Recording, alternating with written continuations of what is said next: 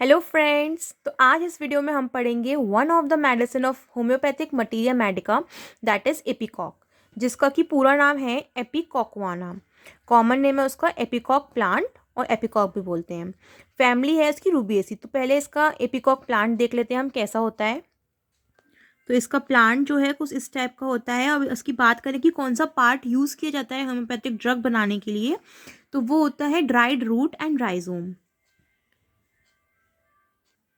जो कि कुछ इस टाइप का दिखता है, ड्राइड रूट एंड राइजोम। अब इसकी फैमिली की बात करते हैं कि कौन सी फैमिली से बिलोंग करता है। तो अब इसकी फैमिली है रूबिएसी। तो अगर हम बात करें कि कुछ और मेडिसिन जो कि रूबिएसी फैमिली के अंडर आती हैं, तो वो है सिंकोना ऑफिसिनेलिस, मतलब कि चाइना, और कॉफिया क्रूडा। ये दोनों मेडिसिन जो हैं वो भी रूबिएसी फैमिली से बिलोंग करती हैं। इसके जो प्रूवर हैं वो हैं डॉक्टर हैनीमैन सर।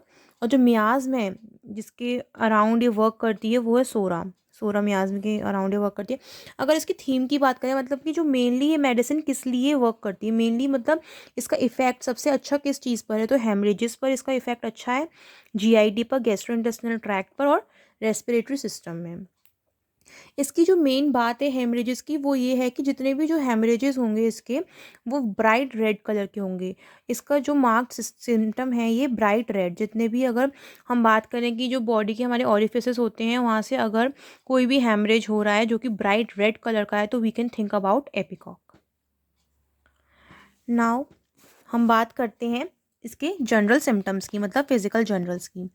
तो जितनी भी जो डिजीज़ेज़ होती हैं, कोई भी जो डिजीज़ होती है, अगर उसकी स्टार्टिंग हो रही है कांस्टेंट और कंटिन्यूअल नोज़िया से, तो we can think about ipecac. मतलब जैसे कोई भी डिजीज़ हुई है किसी को, उसमें सबसे पहला सिम्टम जो है वो आ रहा है कि उसमें कांस्टेंट नोज़िया बना हुआ है पेशेंट को, तो उसमें एपिकॉक अच्छा वर्क करती है। और कोई भी टाइप का हेमरेज है, जो कि मैंने अभी बताया ही आपको, किसी भी ऑरिफिस से हो रहा है बॉडी के, वो ब्राइट रेड कलर का है अगर, तो ये इसका मार्क्ड सिम्टम है कि ब्राइट रेड कलर का है, तो एपिकॉक हम उसमें दे सकते हैं, अच्छा वर्क करती है उसमें। पेशेंट जो है वो ओवर सेंसिटिव होगा हीट और कोल्ड दोनों के लिए। और इसका जो पेन होगा, बॉडी में जो पेन होगा, वो कुछ इस तरीके का पेन होगा कि उसको ऐसा लगेगा कि उसकी जो बोन है, हड्डी जो है वो टूट गई है पीसेस में, किसी ने हड्डी को पीसेस में तोड़ दिया है, ऐसा पेन होगा, बिल्कुल इतना ज़्यादा पेन होगा। तो ये तो इसके जनरल सिम्टम्स हो गए, जनरल फिजिकल सिम्टम्स। अब हम इसकी बात करते हैं गैस्ट्रो इंटेस्टिनल सिस्टम की। तो गैस्ट्रिक सिम्टम्स में ये होता है कि ज़्यादातर उन केसेस में दी जाती है जिसमें कि गैस्ट्रिक सिम्टम्स ज़्यादातर इंसान को बने ही रहते हैं। मतलब कोई भी डिजीज़ हुई, कुछ भी हुआ, तो अगर कोई भी गैस्ट्रिक सिम्टम आ रहे हैं तो उसमें एपिकॉक जो है अच्छा काम करती है। गैस्ट्रिक सिम्टम्स जो कि इंसान को लगभग बने ही रहते हैं, मतलब कभी जैसे ठीक हुआ फिर हो गया, थोड़े टाइम तक ठीक रहा, फिर से उसे कोई गैस्ट्रिक कंप्लेन आने लग गई, तो उसमें वो अच्छा वर्क करती है। अब हम नोज़िया की बात करें, तो नोज़िया में जो है प्रोफ्यूज सलाइवा देखने को मिलेगा, मतलब कि ज़्यादा अमाउंट में सलाइवा देखने को मिलेगा। और वॉमिटिंग कुछ इस टाइप की होगी, जैसे वाइट वॉमिटिंग होगी, उसका कैरेक्टर होगा वाइट। म्यूकस जो है लार्ज क्वांटिटी में देखने को मिलेगा और थिक होगा म्यूकस। म्यूकस कैसा होगा? थिक होगा और लार्ज क्वांटिटी में देखने को मिलेगा विदाउट रिलीफ। लेकिन उसके बाद भी, म्यूकस के बाद भी कोई रिलीफ नहीं मिलेगा वॉमिटिंग में। मतलब वॉमिटिंग कर ली तो ये होता है कि थोड़ा रिलीफ मिल गया वॉमिटिंग करने के बाद, नोज़िया ठीक हो गया, लेकिन नहीं, ऐसा इस केस में नहीं होता। और उसके बाद वॉमिटिंग के बाद इंसान को स्लीपी फील होगा, पेशेंट को उसे लगेगा कि नींद आ रही है बट आती नहीं है, बट उसे फील होता है स्लीपी। और जैसे ही वो आगे की तरफ अगर झुकता है, स्टूपिंग मीन्स झुकना, तो उसकी कंप्लेंट्स और बढ़ जाती हैं, वर्स हो जाती हैं। ठीक है। और जैसे कोई इंसान है, उसने टोबैको लेना जस्ट हाल ही में अगर स्टार्ट किया है, उसकी वजह से कोई कंप्लेन आ रही है, तो उसमें एपिकॉक अच्छा काम करती है। और प्रेगनेंसी में भी, प्रेगनेंसी में लगभग फीमेल्स को मॉर्निंग सिकनेस देखने को मिलती ही है, तो उसमें मॉर्निंग सिकनेस में जो है ये एपिकॉक बहुत अच्छा वर्क करती है। अब स्टमक की बात करें, तो स्टमक में कुछ ऐसा फील होगा, उसे रिलैक्स्ड फील होगा, पेशेंट को feels relaxed as if hanging down, ऐसा फील होगा। पहले तो रिलैक्स फील हो ही रहा है, लेकिन और ऐसा लगेगा कि नीचे लटका हुआ है, हैंगिंग डाउन। ग्रास किसी ने उसको टाइटली पकड़ा हुआ है और वो अपनी फिंगर से जो है प्रेस कर कर देखता है अम्बलाइकस के पास। ठीक है। अपने फिंगर से, मतलब एक एक फिंगर से प्रेस करके देखेगा कि पेन किस जगह पर होता है। और जितने भी जो उसकी कंप्लेंट्स हैं, अगर हल्का सा भी वो मोशन करेगा तो उसकी कंप्लेंट्स जो है बढ़ती हैं, एग्रावेशन होता है उसको मोशन से। ठीक है। और जो उसको मेनली जो पेन होगा वो अम्ब्लाइकस के पास होगा। सेकंड इसमें ये आता है कि फ्लैटुलेंट होता है ये, मतलब एक्यूमुलेशन ऑफ गैस, गैस का एक्यूमुलेशन रहता है उसके स्टमक में, एब्डोमेन में, और अम्ब्लाइकस के अराउंड उसको कटिंग कॉलिक पेन फील होगा। कटिंग कॉलिक पेन मतलब कुछ इस टाइप का होता है, बहुत ही ज़्यादा कह सकते हैं, बहुत ही ज़्यादा हार्ड पेन होता है। कॉलिक मीन्स होता है इंटेस्टाइन, तो इंटेस्टाइन में बहुत ज़्यादा कटिंग टाइप का पेन होता है और फील होता है अम्ब्लाइकस के अराउंड। अगर स्टूल के कैरेक्टर की बात करें तो वो होगा ग्रासी ग्रीन। ग्रासी ग्रीन मतलब जो घास होती है उस टाइप का ग्रीन कलर होता है। साथ में वाइट म्यूकस देखने को मिलता है। और एडिशन की बात करें तो ब्लड भी होता है कभी कभार। ठीक है, ब्लडी होगा, संग में फर्मेंटेड होगा। फर्मेंटेड मतलब सड़ा हुआ, जब फंगस टाइप लग जाती है उसको कहते हैं। फोमी होगा, स्लिमी होगा, लाइक फ्रोथी मोलासिस मतलब आपने देखा होगा गुड़ होता है, जो अगर गुड़ कभी सड़ जाए तो उसमें जो फ्रोथीनेस आ जाती है वो चीज़ देखने को मिलेगी हमें स्टूल के कैरेक्टर में। अब हम डिसेंट्री की बात करें तो इसमें जो है पेशेंट पे ऑटमनल डिसेंट्री देखने को मिलेगी। मतलब ऑटमनल मतलब कि ऐसी डिसेंट्री जो कि हर ऑटम सीजन में होती हो। Autumn season we can say cold nights after hot days, मतलब ऐसा मौसम जिसमें कि अभी हॉट डेज चल रहे थे, फिर हॉट डेज जाने के बाद नाइट्स जो है कोल्ड होने लगी, मतलब कि सीज़न आप कह सकते हैं अक्टूबर नवंबर का सीज़न। ना एशियाटिक कोलेरा देखने को मिलेगा, मतलब inflammation of the bowels. Asiatic cholera का मतलब होता है इन्फ्लेमेशन ऑफ द बॉवल्स देखने को मिलेगा, जिसमें कि पहला सिम्टम होगा कि नोज़िया आएगा। जो कि मैंने आपको आगे बताया था कि कोई भी डिजीज़ अगर हो रही है उसमें सबसे पहले नोज़िया देखने को मिलेगा, कांस्टेंट एंड कंटिन्यूअल नोज़िया। उसके बाद वॉमिटिंग प्रीडोमिनेंट हो जाएगी, मतलब नोज़िया होगा उसके बाद उसे वॉमिटिंग जैसा फील होगा। कटिंग पेन्स देखने को मिलेंगे एब्डोमेन के अक्रॉस, मतलब और जो पेन होंगे इसके वो लेफ़्ट टू राइट जा रहे होंगे। ये थोड़ा याद करने की चीज़ है कि उसके जो पेन होगा वो होगा लेफ़्ट टू राइट, जो कि हमें कॉल्चिकम और लेकेसिस में भी देखने को मिलता है। कॉल्चिकम और लेकेसिस में भी जो पेन्स होते हैं वो लेफ़्ट टू राइट जा रहे होते हैं। इन इंटरमिटेंट डिस्पेप्सिया देखने को मिलेगा इसको, मतलब इंटरमिटेंट डिस्पेप्सिया देखने को मिलेगा पेशेंट में, जो कि एवरी अदर डे होगा। मतलब जैसे कि सपोज आज हुआ है, फिर कल ठीक था, फिर नेक्स्ट उसके अगले दिन वापस होगा, लेकिन सेम आवर पे। जैसे सपोज आज इसको 3 बजे हो रहा है तो उस परसों भी उसको 3 बजे ही होगा। संग में फीवर देखने को मिलेगा और पर्सिस्टेंट नोज़िया तो रहेगा ही। कोई भी डिजीज़ हो रही है, कोई भी एबनॉर्मल कंडीशन आ रही है तो संग में पर्सिस्टेंट नोज़िया, नोज़िया तो है ही। कंटिन्यूअल एंड कांस्टेंट नोज़िया जो कि इसका मार्क्ड सिम्टम है।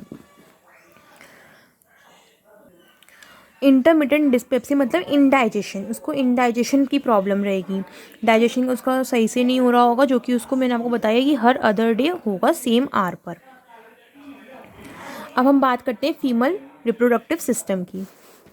ठीक है, तो हेमरेजेस देखने को मिल रहे हैं और मैंने पहले ही आपको बताया था कि हेमरेजेस का मार्क सिम्टम क्या था कि वो ब्राइट रेड कलर के होने चाहिए, ब्राइट रेड कलर के होंगे फ्रॉम द यूट्रस। अच्छा, आगे मैंने आपको बताया था कि जो हेमरेजेस होंगे ब्राइट रेड कलर के वो किसी भी ऑरिफिस से अगर हो रहे होंगे तो वो ब्राइट रेड कलर के होंगे।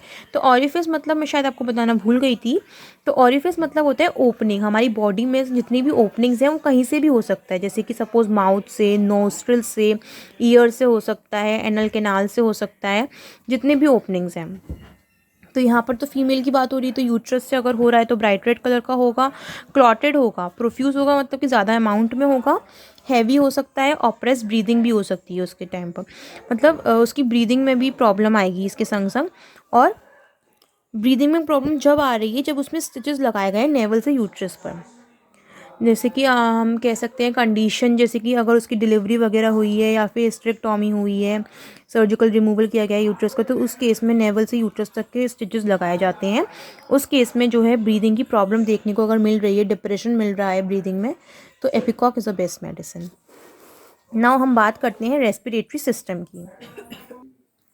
तो कफ जो होगा वो होगा ड्राई, स्पैस्मोडिक, कंस्ट्रिक्टेड और अस्थमैटिक।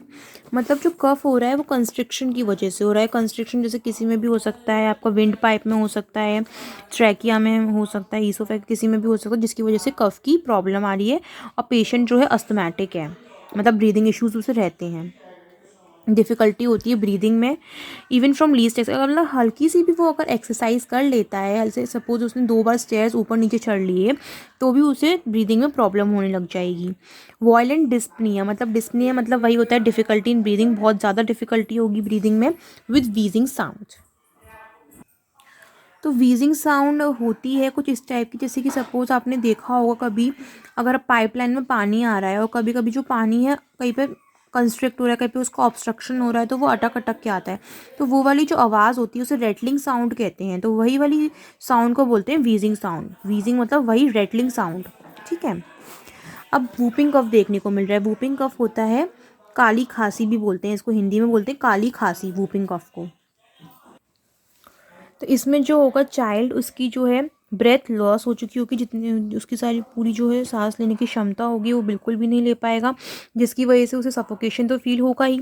तो उसका जो पूरा बॉडी होगी वो पेल हो जाएगी, स्टिफनेस देखने को मिलेगा, वो पूरा जो है नीला पड़ जाएगा। अब कोई इंसान वही साइनोसिस वाली कंडीशन, अगर आपने देखा ही होगा, साइनोसिस पढ़ा होगा, तो अगर हमें ऑक्सीजन सप्लाई नहीं मिल रही होती है तो ब्लू हो जाती हैं सेल्स। तो वही चीज़ यहाँ पर है कि वही चाइल्ड को अगर ब्रीदिंग नहीं मिल रही है तो वो ब्लू हो जाएगा। स्ट्रैंगलिंग देखने को मिलेगी, मतलब कहीं पर ऑब्स्ट्रक्शन हो रहा है, कंप्रेशन हो रहा है, जिसकी वजह से वो ब्रीदिंग नहीं हो पा रही। गैगिंग साउंड मिलेगी, और जिसकी की वजह से सफोकेशन हो रहा है, ब्रीदिंग हो नहीं पा रही, तो वॉमिटिंग होने लग जाएगी। आगे जाके वॉमिटिंग की कंडीशन आ जाएगी, वॉमिटिंग ऑफ म्यूकस। और संग में ब्लीडिंग फ्रॉम नोज और माउथ, मतलब इतनी ज़्यादा भयंकर उसको खांसी होगी कि जिसकी वजह से उसको सफोकेशन हो रहा है, ब्रीदिंग में प्रॉब्लम आ रही है, बॉडी पेल हो रही है, देन उसके बाद ब्लू हो जा रही है, फिर वॉमिटिंग तक हो रही है, एंड लास्ट में जाकर उसमें नोज से और माउथ से ब्लीडिंग होती है। मतलब हेमरेजेस जो मैंने बताया ही था कि किसी भी ऑरिफिस से हो सकते हैं, चाहे तो वो नॉस्ट्रल्स हो या माउथ हो। और वो किस कलर के होंगे, जो कि मैंने बताया था, ब्राइट रेड कलर के। कफ जो होगा with rattling of mucus, rattling sound आएगी, वही वीजिंग जो ऊपर बताया था वही सेम है, रेटलिंग ऑफ म्यूकस की कफ में उसको साउंड आएगी जब वो इंस्पायरेशन करेगा। ये इसमें थोड़ा याद रखने वाली चीज़ है कि इंस्पायरेशन के टाइम पर हो रहा है, ना कि एक्सपायरेशन के टाइम पर। इंस्पायरेशन मतलब होता है जब हम एयर को इनहेल करते हैं एनवायरनमेंट से, एयर से, और सफोकेशन होगा उसको म्यूकस से। अब नेक्स्ट हम पढ़ेंगे फीवर। फीवर इसका किस टाइप का होता है, इसमें इंटरमिटेंट फीवर देखने को मिलेगा इन बिगनिंग ऑफ इरेगुलर केसेस, मतलब कोई भी केस अगर बिगड़ गया है, कोई भी अगर डिजीज़ कंडीशन आई थी उसकी वजह से इरेगुलरिटी आ रही है, तो इंटरमिटेंट फीवर देखने को मिलेगा। ठीक है। उसके बाद फिर नोज़िया होगा। नोज़िया तो हर केस में आ ही रहा है, अभी तक आपने जितने भी सिम्टम्स पढ़े होंगे मोस्टली सब में नोज़िया देखने को मिल रहा है, क्योंकि सबसे आगे मैंने आपको वीडियो में आगे बताया ही था कि नोज़िया जो है इसमें कांस्टेंट रहेगा, कांस्टेंट एंड कंटिन्यूअल नोज़िया, जो कि इसका 3 डिग्री सिम्टम है। अगर किसी इंसान को एब्यूज़ है और सप्रेशन है क्विनीन से, क्विनीन क्या होती है, क्विनीन मेडिसिन होती है मलेरिया की, तो आप इसको लिख सकते हैं यहाँ पे। मतलब अगर किसी इंसान को मलेरिया हुआ था तो उसकी वजह से उसने कुछ ज़्यादा मेडिसिन खाई है, क्विनीन वाली जो है मेडिसिन खाई है, जिसकी वजह से उसको फीवर की कंडीशन आ गई है और उसकी वजह से उसका केस बिगड़ गया है, तो उसमें एपिकॉक अच्छा वर्क करती है। मोडालिटीज़, तो इसमें जो है एग्रावेशन मतलब होता है कि इसकी दिक्कतें किस चीज़ से बढ़ रही हैं।